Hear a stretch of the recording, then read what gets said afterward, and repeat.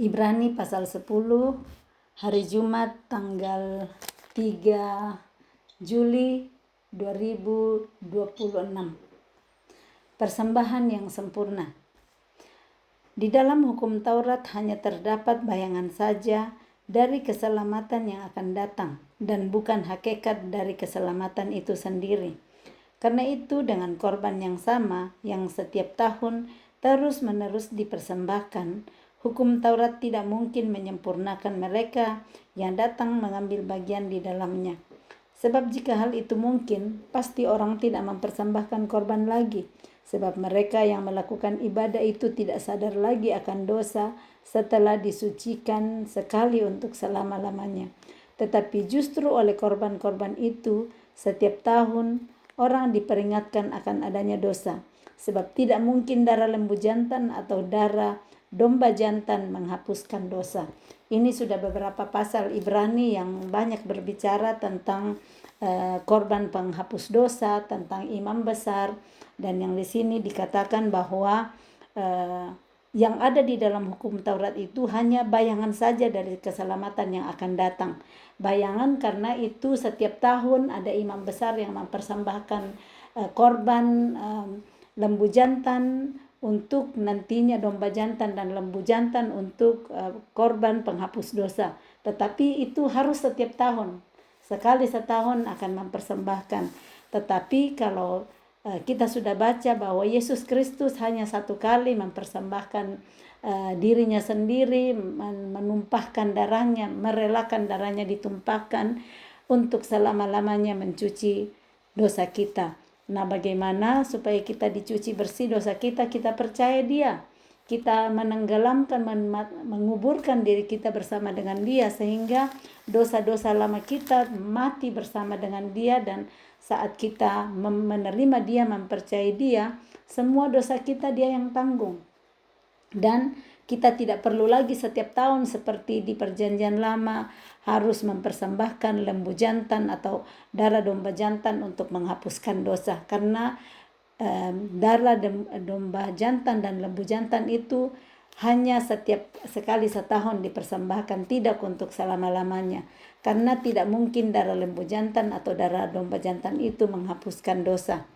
Ayat 5, karena itu ketika Ia masuk ke dunia, Ia berkata, korban dan persembahan tidak engkau kehendaki, tetapi engkau telah menyediakan tubuh bagiku. Kepada korban bakaran dan korban penghapus dosa engkau tidak berkenan. Lalu aku berkata, sungguh aku datang. Dalam gulungan kitab ada tertulis tentang aku untuk melakukan kehendak-Mu, ya Allahku. Jadi waktu Yesus masuk ke dunia, dikatakan bahwa korban dan persembahan tidak dikehendaki oleh Bapa, tetapi Dia menyediakan tubuh baginya, menyediakan tubuh Yesus yang rela untuk dikorbankan sebagai korban bakaran dan korban penghapus dosa. Nah, di sini dikatakan bahwa di ayat 7-nya, sungguh aku datang, dalam gulungan kitab ada tertulis tentang aku untuk melakukan kehendak-Mu, ya Allahku. Jadi menceritakan dan tertulis tentang Yesus untuk melakukan kehendak Bapa di surga.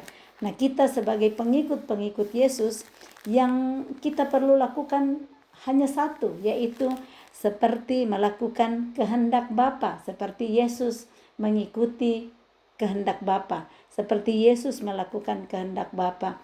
Jadi kalau kita mengatakan diri sebagai pengikut Yesus, kita mengikuti keteladanan daripada Yesus yang melakukan kehendak-Nya. Yesus selalu berkata, jadilah kepadaku seturut dengan kehendak-Mu. Kalau kita ingat waktu Tuhan Yesus pergi berdoa di Taman Getsemani, sangat takut Yesus saat itu karena Dia tahu waktunya sudah tiba, Dia akan ditangkap dan Dia akan disakiti, Dia akan dicambuk. Dia sudah tahu, tetapi Dia bisa melarikan diri. Dia bisa bilang, Tuhan, saya tidak mau menghadapi ini. Tetapi Dia pergi berdoa. Dia bilang, kalau boleh, lalukanlah cawan ini daripadaku. Dia minta juga, kalau boleh, ini pasti sakit dan menderita. Tetapi Dia katakan di akhir doanya, kalau boleh, lalukanlah cawan ini daripadaku. Tetapi bukan kehendakku yang jadi, tetapi kehendak-Mu yang jadi. Tuhan Yesus menyerahkan hidupnya kepada kehendak Bapanya, bukan kepada kehendaknya sendiri.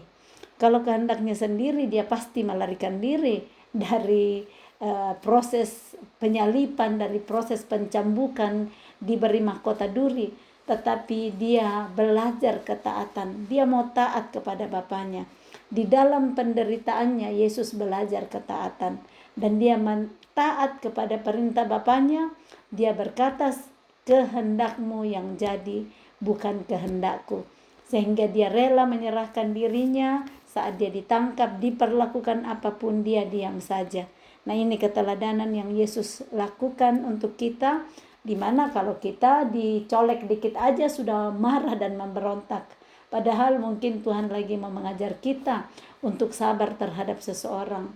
Disakitin dikit aja sudah marah-marah, memberontak, dan mungkin membalas jauh lebih banyak daripada yang diterima. Nah, keteladanan Yesus tidak seperti itu. Di dalam hidupnya, Yesus menderita penderitaan yang kita belum alami kita sendiri. Kita belum sampai berpeluh darah saat kita nangis. Kita belum pakai mahkota duri. Kita belum dicambukin. Mungkin ada yang diludahi, ya Tuhan Yesus diludahi. Mungkin kita juga ada yang diludahi. Tapi sudah ada enggak yang cambuk kita dengan cambuk? Sudah ada enggak yang cabutin janggutnya, ditarik janggutnya? Yang benar-benar Yesus mengalami penderitaan yang luar biasa.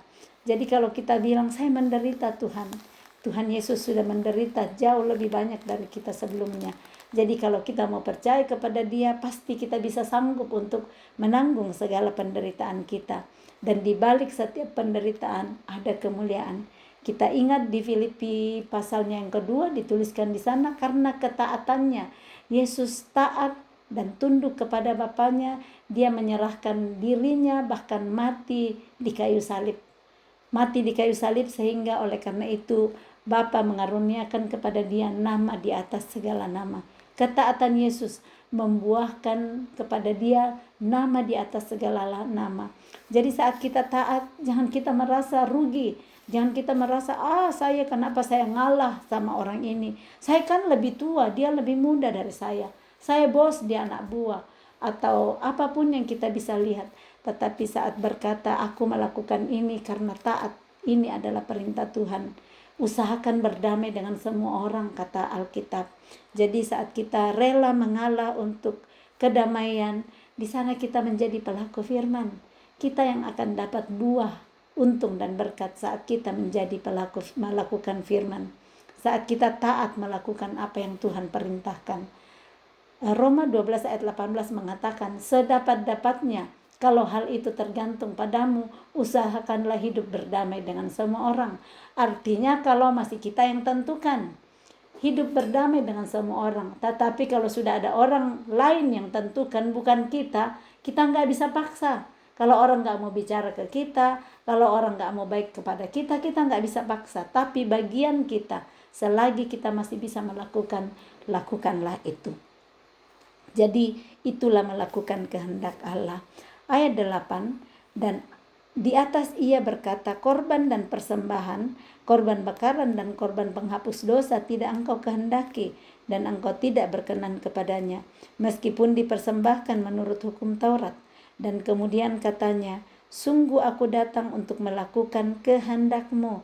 Kembali dia datang hanya untuk melakukan kehendak Bapanya. Yang pertama ia hapuskan supaya menegakkan yang kedua.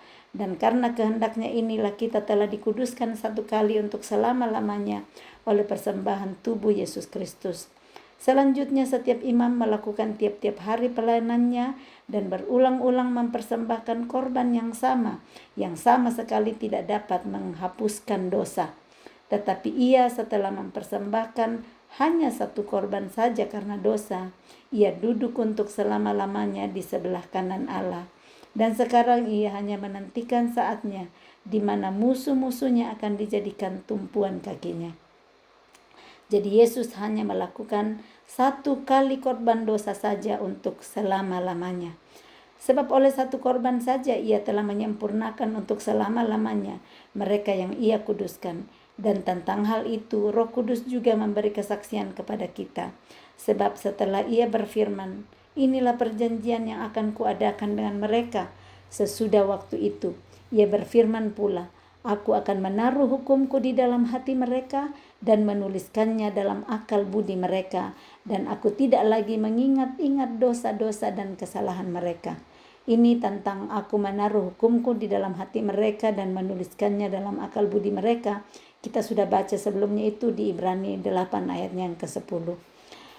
Jadi apabila untuk semuanya itu ada pengampunan, tidak perlu lagi dipersembahkan korban karena dosa.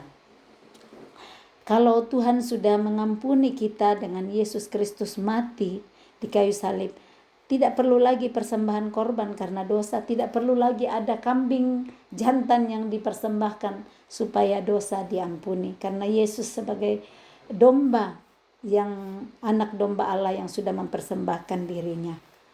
Perikop berikut ketekunan. Ayat 19. Jadi saudara-saudara, oleh darah Yesus kita sekarang penuh keberanian dapat masuk ke dalam tempat kudus, karena ia telah membuka jalan yang baru dan yang hidup bagi kita melalui tabir, yaitu dirinya sendiri. Dan kita mempunyai seorang imam besar sebagai kepala rumah Allah. Jadi darah Yesus membuat kita penuh keberanian masuk ke dalam tempat kudus, di mana sebelumnya tempat kudus yang di perjanjian lama itu hanya imam besar yang bisa masuk ke sana. Tetapi kita sekarang dengan darah Yesus yang sudah tertumpah, kita bebas masuk ke dalam tempat kudus. Tempat kudus itu yang mana? Masuk langsung ke hadapan Tuhan.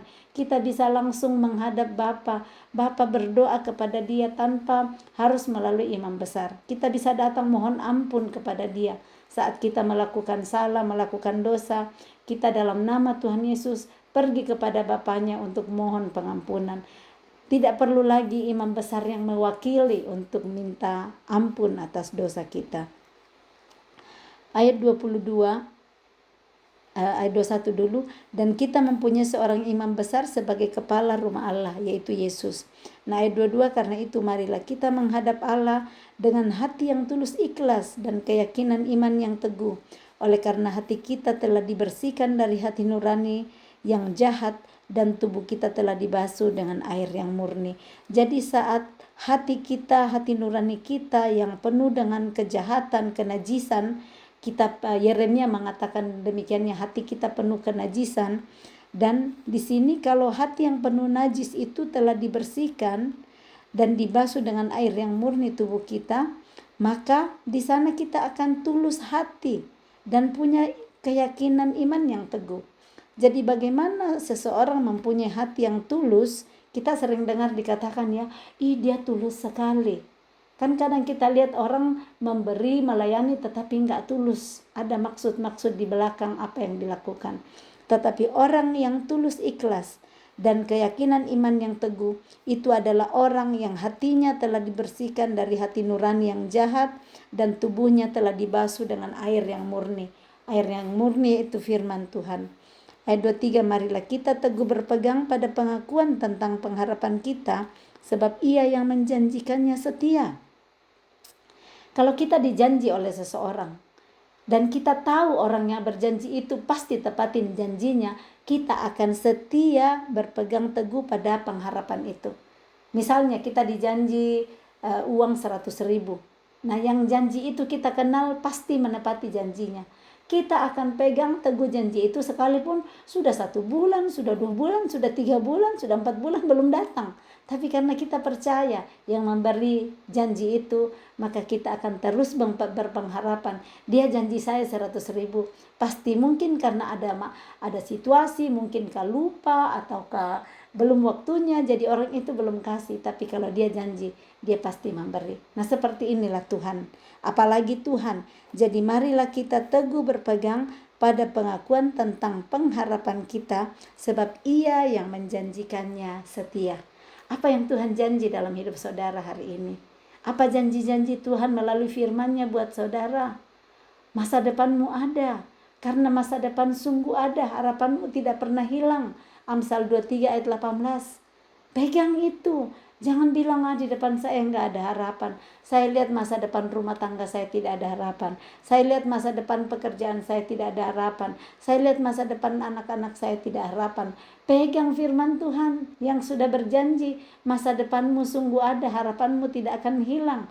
Pegang terus sampai janji Tuhan itu kelihatan dan nyata dalam hidup kita. Inilah yang disebut mari kita teguh berpegang pada pengakuan tentang pengharapan kita. Karena kalau kita tidak teguh berpegang pada pengharapan kita, sudah 1 bulan, sudah 2 bulan, sudah 3 bulan, sudah 1 tahun, belum juga dikasih janjinya. Tapi saat kita tahu siapa yang menjanjikan itu pada kita adalah orang yang kita percaya, pasti kita akan berpengharapan terus. Apalagi kalau Tuhan yang janji. Kalau Tuhan yang janji, tetapi selalu ada jika dan maka. Jika kamu sungguh-sungguh mendengarkan perintah-perintahku, maka di sana adalah penggenapan janji-janji Tuhan. Jadi jangan cuma mau sepihak, mau tuntut-tuntut janji Tuhan, tetapi kita nggak lakukan bagian kita. Di Ulangan pasal 28, di situ dituliskan begitu banyak janji-janji berkat untuk kita ya. Ada janji berkat di sana. Sampai dari ayat yang kedua di situ, ayat yang ketiga, Ulangan 28 dari ayat yang ketiga sampai ayat 14 ada berkat di sana, janji berkat. Tetapi ada kata jika dulu.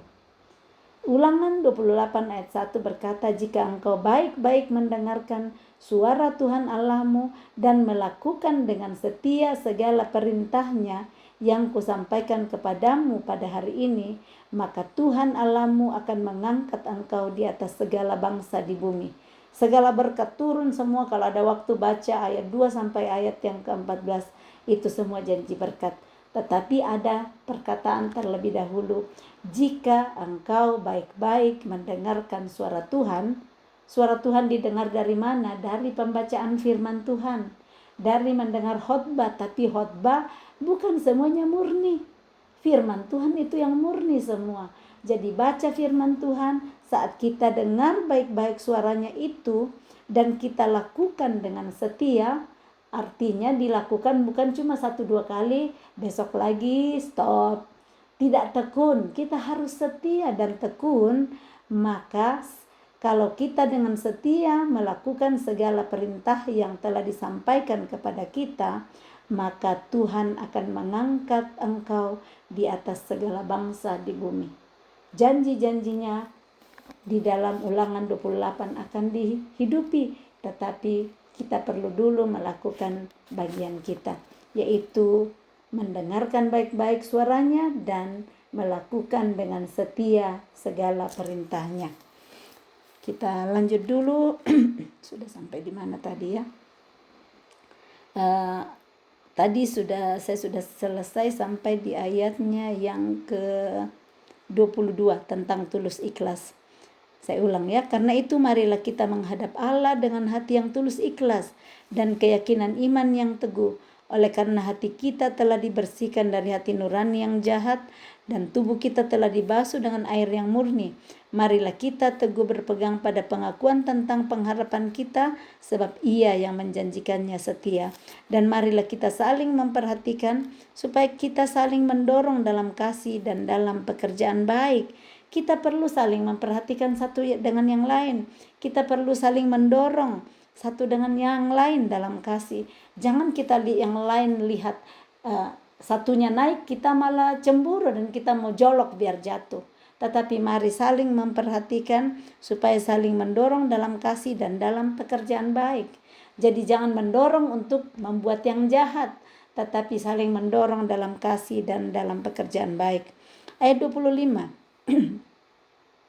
Janganlah kita menjauhkan diri dari pertemuan-pertemuan ibadah kita, seperti dibiasakan oleh beberapa orang, tetapi marilah kita saling menasihati dan semakin giat melakukannya menjelang hari Tuhan yang mendekat.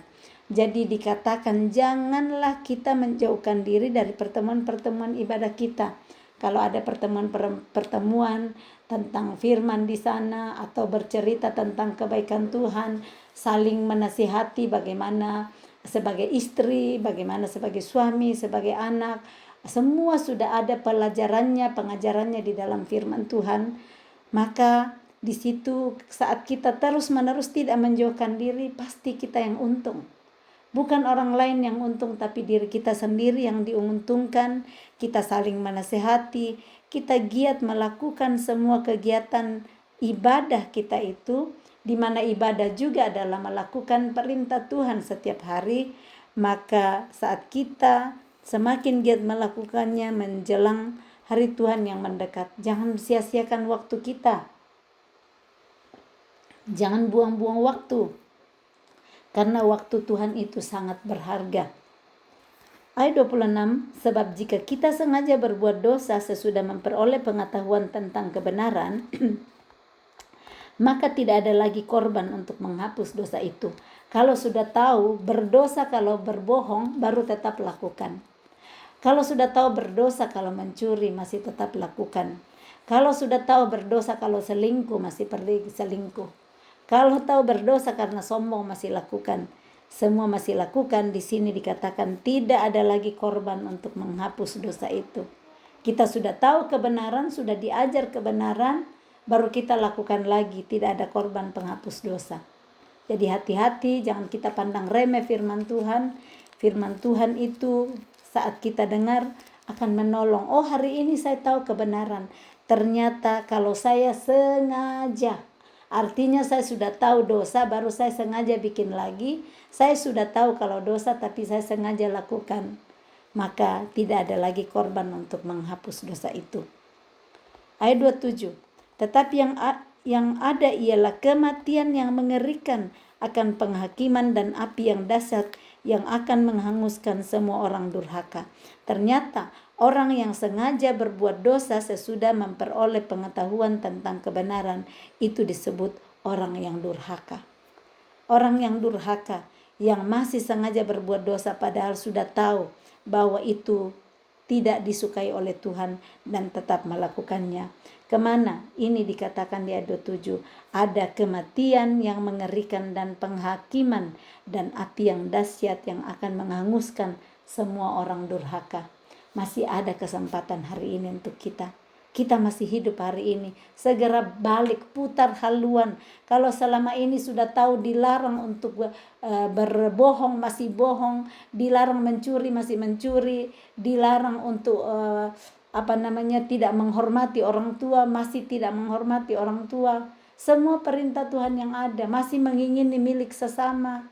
Segera tinggalkan itu, supaya kita bisa dijauhkan dari kematian yang mengerikan dan penghakiman dari api yang dahsyat. Ayat 28, jika ada orang yang menolak hukum Musa, ia dihukum mati tanpa belas kasihan atas keterangan 2 atau 3 orang saksi. Betapa lebih beratnya hukuman yang harus dijatuhkan atas dia yang menginjak-injak anak Allah, yang menganggap najis darah perjanjian yang menguduskannya, dan yang menghina roh kasih karunia. Ini diingatkan bahwa di zaman Musa, jika ada orang yang menolak hukum Musa, ia dihukum mati tanpa belas kasihan atas keterangan 2 atau 3 orang saksi. Nah, di sini ayat 29 mengatakan betapa lebih beratnya hukuman yang harus dijatuhkan atas dia orang-orang yang menginjak-injak anak Allah. Menginjak-injak anak Allah artinya yang menganggap najis darah perjanjian, yang menguduskannya, dan yang menghina roh kasih karunia. Yang sengaja lagi berbuat dosa padahal sudah tahu tentang kebenaran. Nah, orang-orang ini yang dikatakan menginjak-injak anak Allah. Saat kita sudah tahu kebenaran tapi masih lakukan. Nah, hari ini firman Tuhan ngajar kita, menyatakan kesalahan kita. Segera, masih ada waktu hari ini. Selagi masih ada hari, kata pembacaan kita di pasal-pasal sebelumnya. Jangan keraskan hatimu jika hari ini engkau mendengarkan suaranya. Janganlah keraskan hatimu. Selagi masih ada hari ini, pakai hari ini. Segera bertobat, segera mohon ampun, dan jangan ulang-ulang lagi melakukan apa yang tidak berkenan kepada Tuhan. Ayat 30, sebab kita mengenal Dia yang berkata, pembalasan adalah hakku, akulah yang akan menuntut pembalasan. Dan lagi, Tuhan akan menghakimi umatnya. Ngeri benar kalau jatuh ke dalam tangan Tuhan, tangan Allah yang hidup. Akan ada penghakiman satu hari nanti. Jangan bilang, aku bebas. Tidak. Ibrani pasal 4 ayat 13 berkata, segala sesuatu telanjang di depan Allah, yang kepadanya kita akan memberikan pertanggungjawaban satu hari nanti. Jadi, mari kita takut akan firman, kita taat akan firman yang kita dengar. Jangan keraskan hati kita saat kita mendengar firman kebenaran hari ini. Ngeri benar kalau jatuh ke dalam tangan Allah yang hidup. Ingatlah akan masa yang lalu, sesudah kamu menerima terang, kamu banyak menderita oleh karena kamu bertahan dalam perjuangan yang berat. Kalau kita mau hidup dalam terang, menerima terang dan kita mau hidup di sana, kita menderita. Kalau kita mau hidup patuh kepada peraturan, kan, karena itu ajaran Tuhan, taatlah kepada pemerintah di atasmu, kita menderita. Karena contoh waktu saya di Indonesia, saya mau taat peraturan, jadi kalau tidak ada SIM saya tidak mau dibawa yang tidak punya SIM. Menderita sebenarnya, karena lebih enak kan keluar rumah langsung ada mobil, tetapi ya harus jalan kaki, harus pakai taksi motor, yang becak itu sitor namanya ya, taksi motor. Itu menderita kan, lebih enak kalau rumah langsung ada mobil. Tetapi begitulah kalau kita mau menghidupi peraturan yang ada, menghidupi kebenaran, karena Tuhan yang bilang taatilah, hormatilah pemerintah di atasmu. Kalau pemerintah bilang dilarang bawa mobil, dilarang bawa motor tanpa SIM, ya hormatilah. Itu yang saya coba lakukan untuk saya pribadi. Jadi lebih bagus saya tidak naik ke mobil kalau tidak punya SIM yang mau mengendarai. Nah, ini bagian yang perlu kita lakukan supaya kita yang dapat untung. Kalau bukan cuma takut untung, takut rugi kalau ditangkap polisi. Tetapi karena kita takut Tuhan. Kita jangan bikin SIM karena takut polisi, tapi kita bikin SIM karena kita takut Tuhan.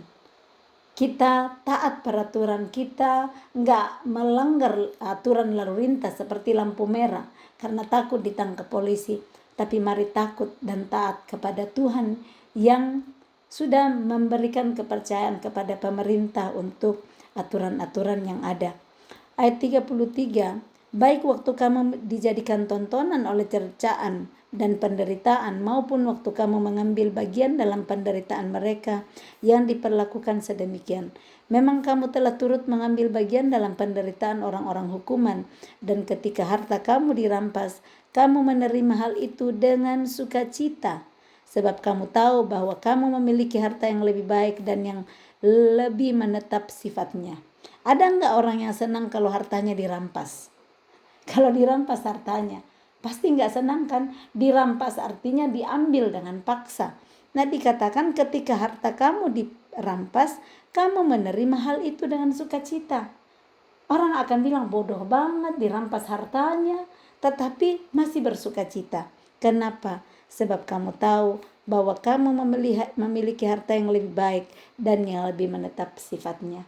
Yang membuat kita bisa menerima sesuatu yang dilakukan orang jahat kepada kita. Seperti contohnya, hartanya dirampas, tetapi dia bisa tetap bersukacita karena ada pikiran Kristus di dalam diri orang tersebut.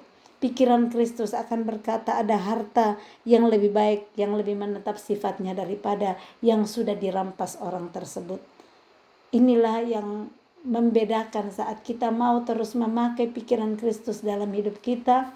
Kita bisa mengubah mindset kita, mengubah cara berpikir kita, cara pandang, sehingga kita akan berespon dengan berbeda saat Kristus yang melalui Roh Kudus yang akan menuntun segala pikiran kita, perasaan kita, dan kehendak kita. Tapi itu tidak bisa terjadi begitu saja. Kita tidak bisa berkata, aku doakan dan langsung jadi, saya pakai punya pikiran Kristus.